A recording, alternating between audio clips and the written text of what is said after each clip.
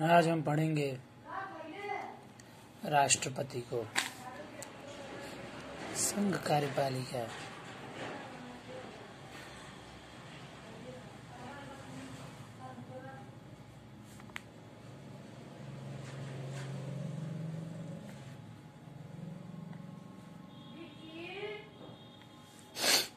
इस संघ कार्यपालिका के अंतर्गत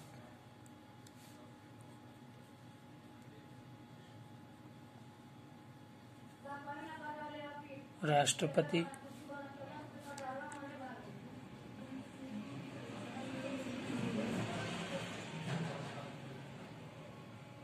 उपराष्ट्रपति,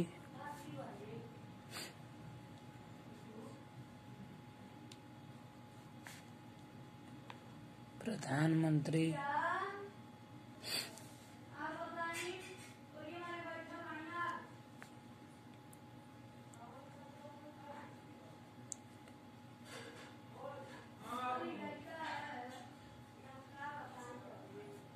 महान्यायवादी।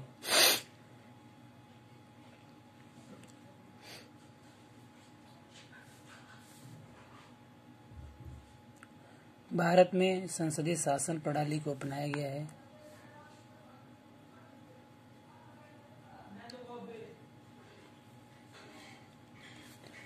भारत में संसदीय शासन प्रणाली को अपनाया गया है।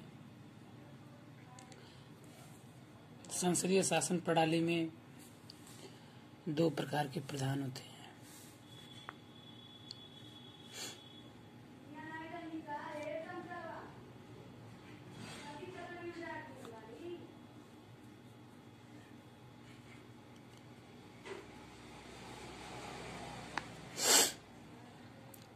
राष्ट्रपति,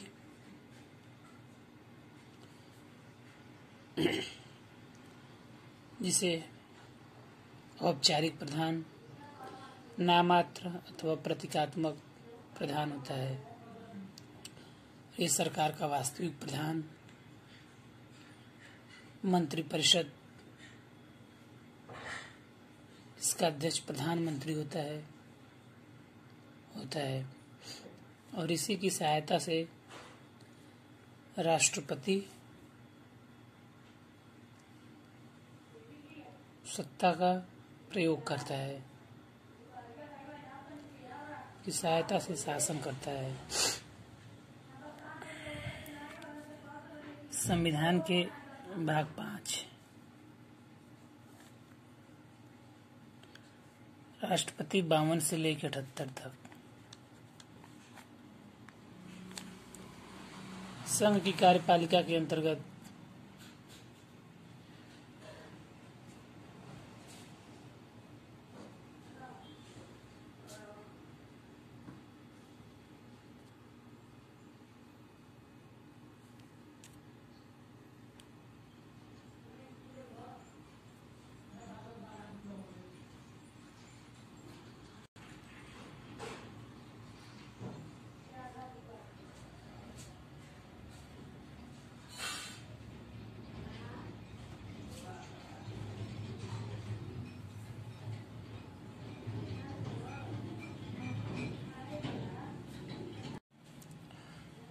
संघ की कार्यपालिका के अंतर्गत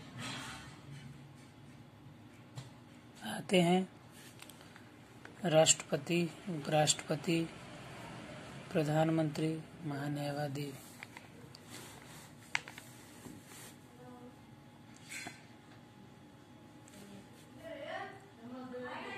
राष्ट्र का संवैधानिक या औपचारिक प्रधान, जिसे राष्ट्रपति कहा जाता है, सैद्धांतिक रूप से संपूर्ण शक्तियां इसी में निहित होती हैं।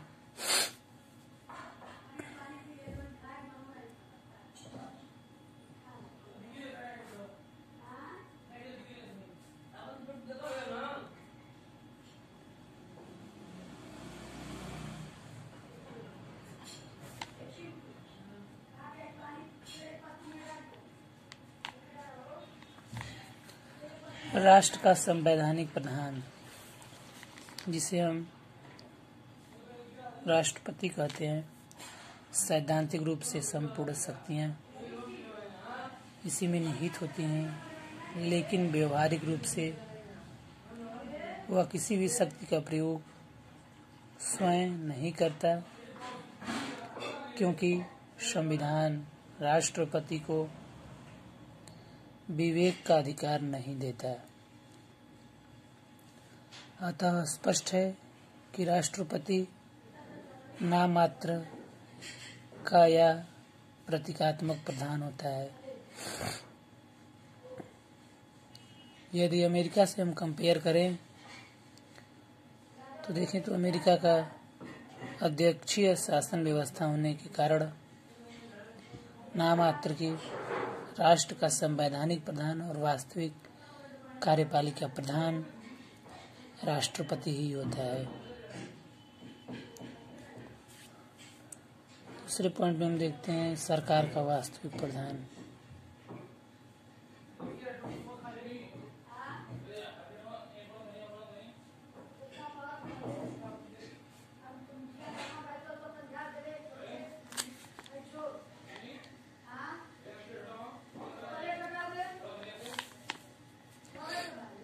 प्रधानमंत्री सरकार का वास्तविक प्रधान होता है, जो कि मंत्रिपरिषद की सहायता से देश का शासन करता है। वास्तविक सत्ता मंत्रिपरिषद में निहित होती है। व्यवहारिक रूप से संपूर्ण शक्ति का प्रयोग मंत्रिपरिषद ही करती है, लेकिन राष्ट्रपति के नाम से करती है। उपर्युक्त इन दो बातों से स्पष्ट है कि राष्ट्रपति और मंत्रिपरिषद का साथ साथ सदैव बना रहना आवश्यक है। संविधान निर्मात्री सभा में राष्ट्रपति की स्थिति को स्पष्ट करते हुए डॉक्टर अंबेडकर ने कहा, भारत में राष्ट्रपति की वही स्थिति है जो कि इंग्लैंड में सम्राट की है। वह राष्ट्र का प्रधान है, सरकार का नहीं। वह राष्ट्र का प्रतिनिधित्व करता है, सरकार का नहीं। साधारणतः वह मंत्रिपरिषद के परामर्श के बिना कुछ नहीं कर सकता और उसके विरुद्ध भी कुछ नहीं।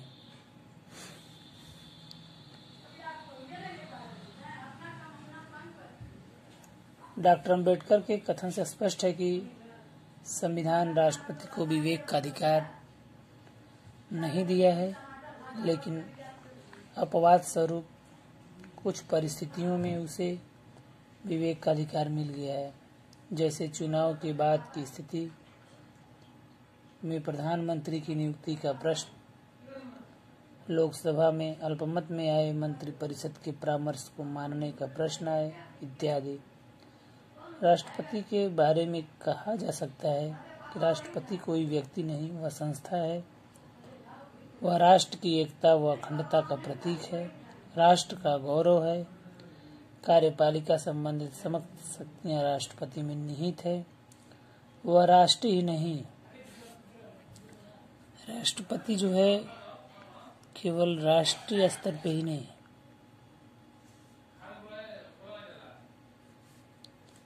बल्कि वह अंतर्राष्ट्रीय मंचों पर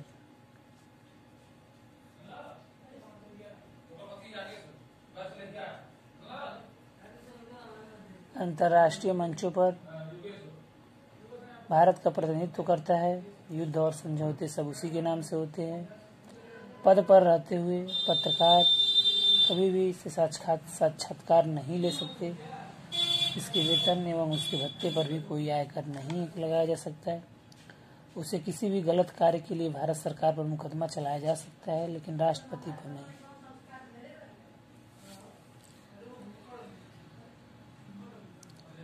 देखते हैं अनुच्छेद जो भाग 5 में संघीय कार्यपालिका शुरू होती है।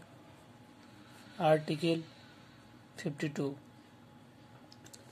इसके अनुसार भारत का एक राष्ट्रपति होगा।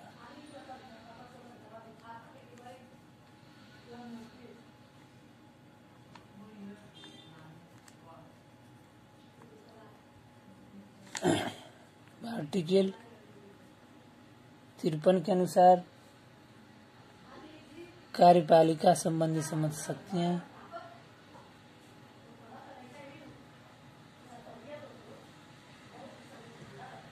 शक्तियां राष्ट्रपति में निहित हैं।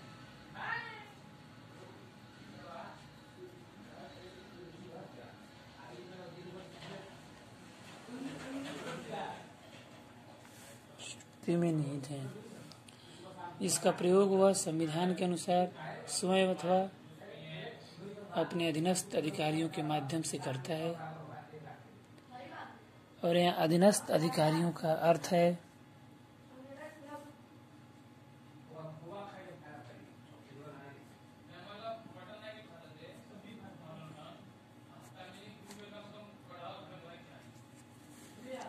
मंत्रिपरिषद।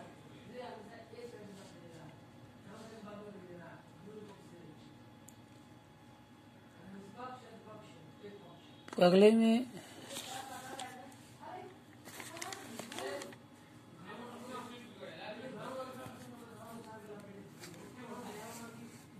यहाँ पे हम पूरी प्रक्रिया को एक बार देख लेते हैं।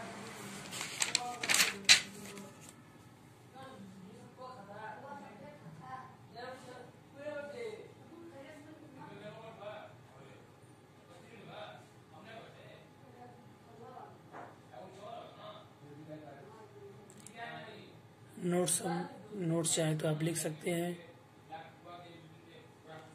हम लोगों ने राष्ट्रपति स्टार्ट किया जो अनुच्छेद 52 से लेकर 78 तक में है।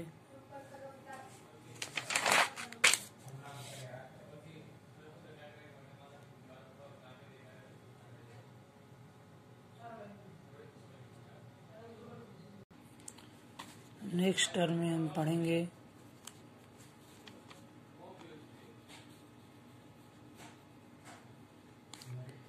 इलेक्शन ऑफ प्रेसिडेंट अनुच्छेद आर्टिकल 54-55 जिसमें राष्ट्रपति का निर्वाचन होता है। और हम राष्ट्रपति के निर्वाचन को अनुच्छेद 54 अनुच्छेद 55 में नेक्स्ट वीडियो में पढ़ेंगे। तब तक के लिए धन्यवाद।